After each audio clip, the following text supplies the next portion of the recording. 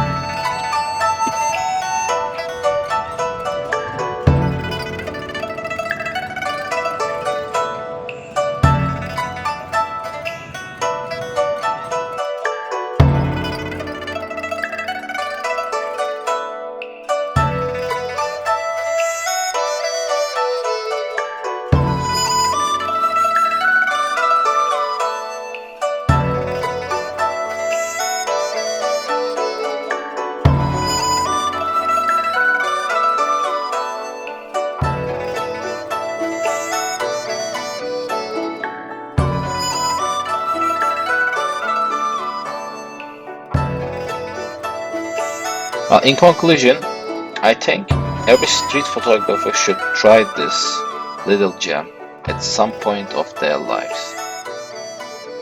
So it gets a big ninja star point from me.